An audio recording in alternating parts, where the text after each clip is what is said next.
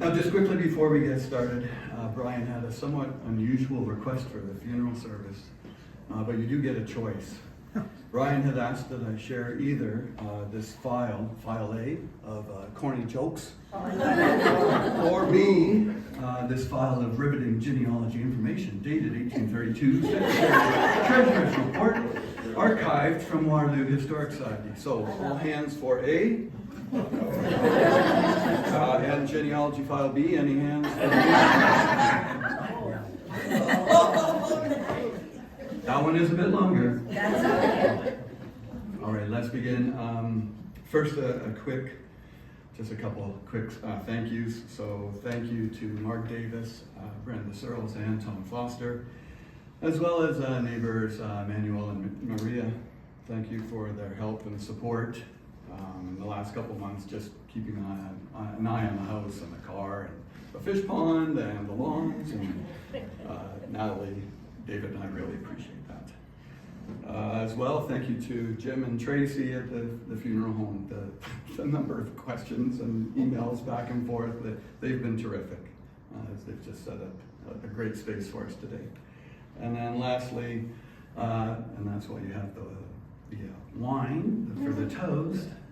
After my eulogy, that's not actually too long, I'm going to ask Phil and Bob to come up and play a little tribute song. They said I couldn't sing back up with them. And it's kind of like bringing the Rolling Stones back into the and yeah, so thank you to all of you for being here, for joining us today as we come together this afternoon to say goodbye, pay our respects, and celebrate Brian's life. Our dear father, grandfather, brother, friend, neighbor, and colleague.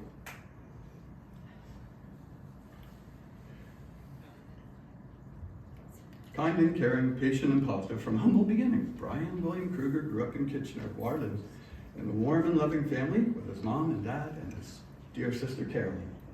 Dad spoke often of his fond memories of his youth, spending a lot of time outdoors, in and around McDougall Road, Maple Hills Creek, and I too have good memories of visits to KW, long walks behind the house, exploring the banks of the creek, wandering through the large gardens, and exploring the fields and woods at Aunt Lola and Uncle Gar's property.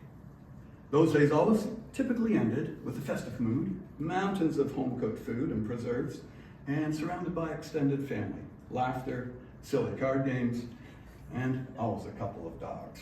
A lot of dogs. It was the same when we traveled further to Durham to visit Dad's sister and our cousins. Not much changed.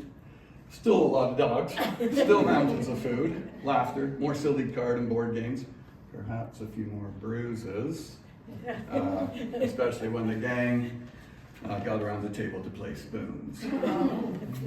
Of course, I took it for granted and only now realize how much work it was to pack up the kids and Yvonne, who slept the whole way, after opening presents on Christmas morning, and then driving through rain, snow, or sleet to KW or Durham to spend the afternoon and evening with family. And then at night, packing all of us up to return to Simcoe again.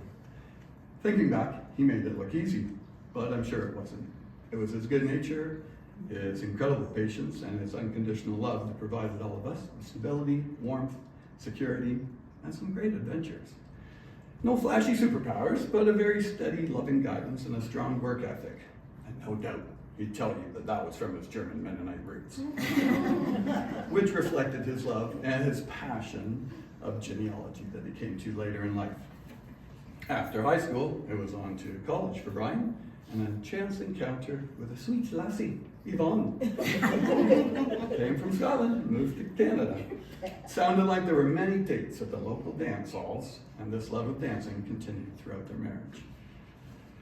While Dad was no Fred Astaire, he definitely had rhythm and could hold his own on the dance floor. To this day, I remember shuffling my feet trying to impress some girl at the odd. So dance night, Friday or Saturday night dance night.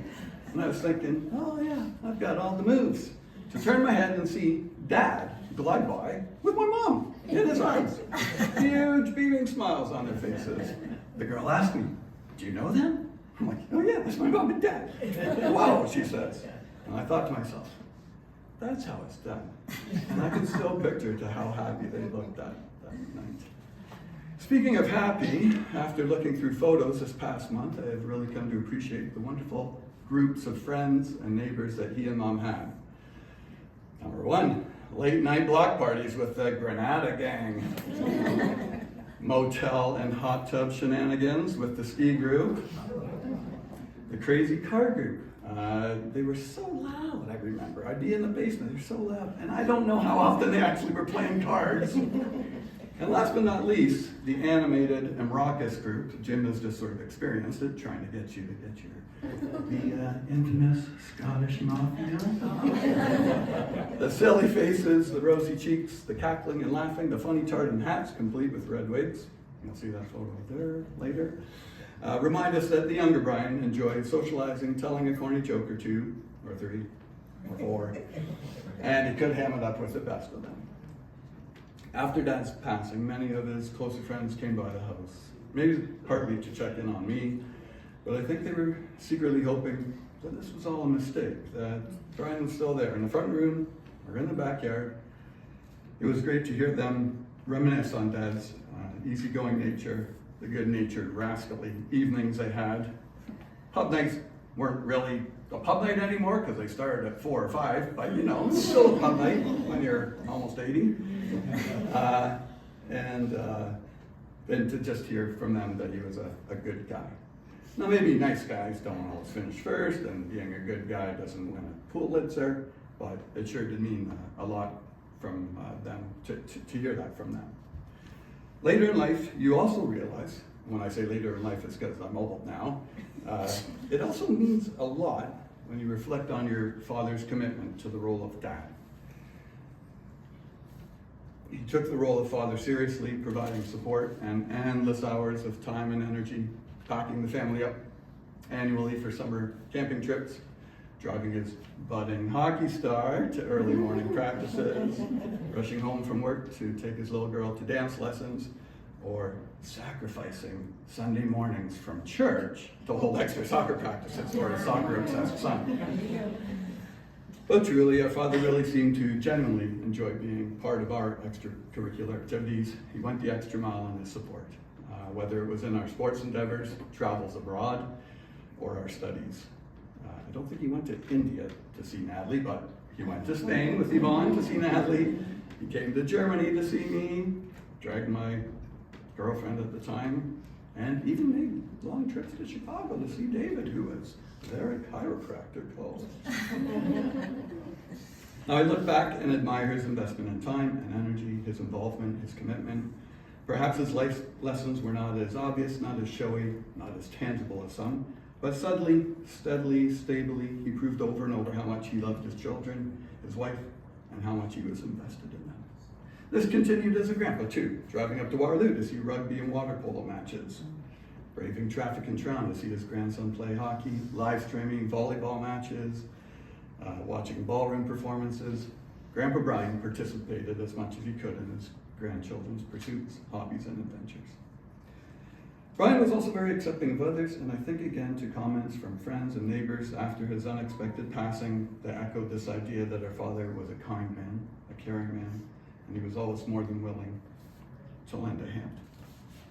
Brian was also a clever man. You see, you learn lessons quickly when married to a redhead.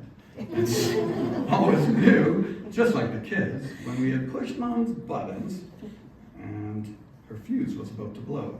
It was a pretty short fuse, to be honest, and it wasn't that hard. But like us, he was clever enough to know when to scurry away and hide like a wee moosey, and he'd take refuge in his workshop until it was safe to come out. Speaking of workshops, after Mom's passing, Brian became more and more interested and more skilled in woodworking. Dad has gifted us beautifully carved wooden spoons, complete with Celtic knot handles, custom pens, turned on his wood lathe, handmade spurtles, coveted cajones, that's a box drum, beloved bat boxes, not to mention he helped with building fences, decks, play structures for the grandchildren. He was a dad who wanted to be there and who wanted to contribute in any way he could, and we thank him for that. We are so grateful for your unwavering love and commitment to Mom and the three of us, your endless patience, your invaluable lessons. Thank you for your smile and even your corny jokes. You will be missed. We want to end this celebration of your life with this song. It made me think of you and the way you enjoyed all kinds of music. We tipple from time to time, a good laugh, and I can only hope that you're off to meet Mom.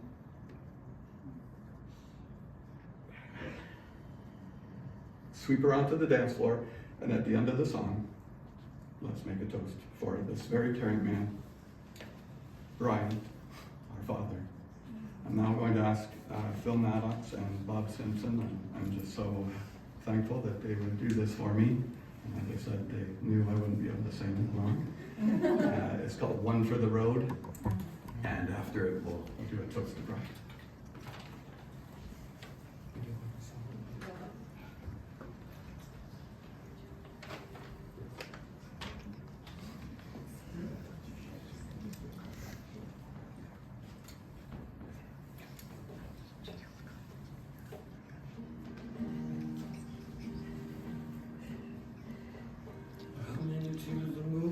All you need. Walk along the splinters of starlight that bleeds, following the wanderer's code. All I need is one for the road. Humming to the moon is all you need. Walk along the splinters of starlight that bleeds, following the wanderer's code. All I need is one for the road. All the stories that I heard, all the stories that they told, we live by the light that we rode. We live by your word, we die in the mold, while the crack in the sky makes us old. The life that I left far behind, believing I could find some peace of mind. No strings attached, no contact bind, or the place for me to unwind. We keep on walking along the open field, throughout the backwoods where the branches yield. We keep on walking along the open field, throughout the backwoods where the branches yield. The humming of the moon is all I need.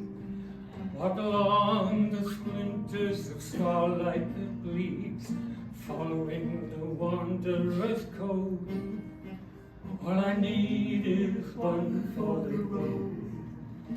All I need is one for the road. You're right. Brian.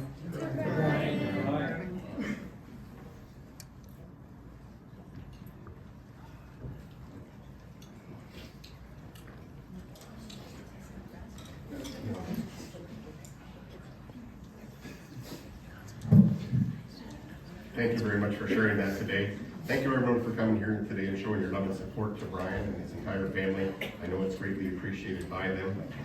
We will continue the celebration this afternoon. There's lots of food and beverages over here, so I'd ask you all to take part, share stories, continue laughing today. Again, we're here to celebrate Brian's life. So again, please take part in the food and beverages that have been prepared for you all today.